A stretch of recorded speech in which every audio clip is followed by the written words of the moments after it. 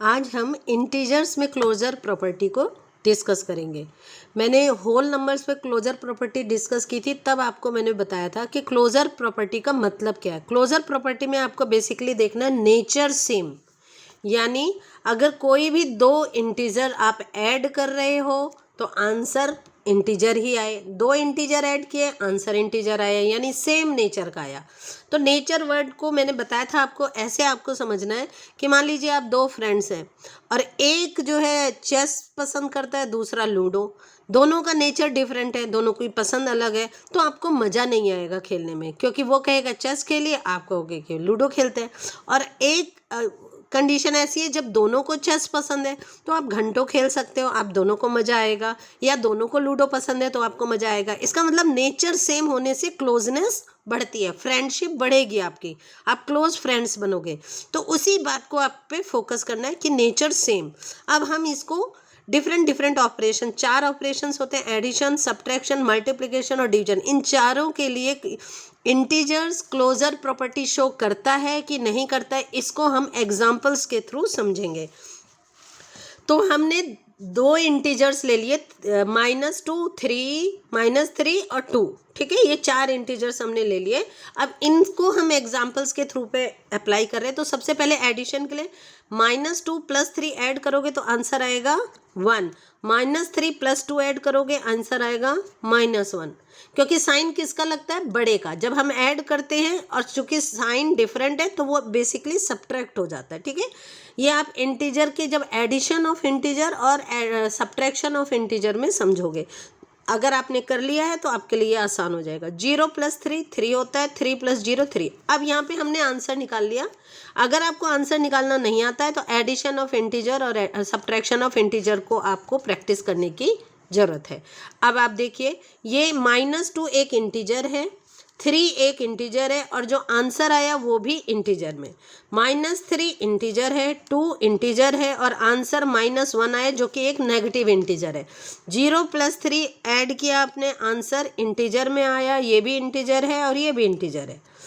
3 integer, 0 integer और answer 3 integer, यानी यहाँ पर किन्हीं दो इंटीजर्स को ऐड करने पे हमेशा इंटीजर ही मिला, यानी यहाँ पर ऑलवेज वाली कंडीशन है। तो जब भी ऑलवेज इंटीजर मिलेगा, सेम नेचर मिलेगा, इसका मतलब वो प्रॉपर्टी शो कर रहा है। इसका मतलब इंटीजर्स के लिए, इंटीजर्स एडिशन के लिए क्लोजर प्रॉपर्टी शो करते हैं। तो ये हमें एक चार्ट बना लेना चाहिए समरी के तौर पे, जो हमें क्लैरिटी देता है। अब हम यही चीज़ सब्ट्रैक्शन पे अप्लाई करते हैं।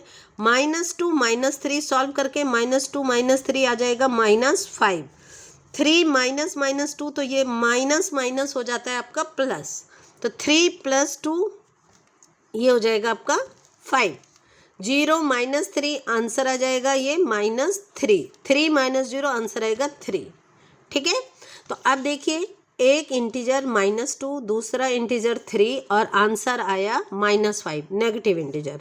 इंटीजर इंटीजर आंसर आया इंटीजर, इंटीजर इंटीजर आंसर आया इंटीजर, इंटीजर इंटीजर आंसर आया इंटीजर, यानी यहाँ पर भी ऑलवेज वाली कंडीशन है।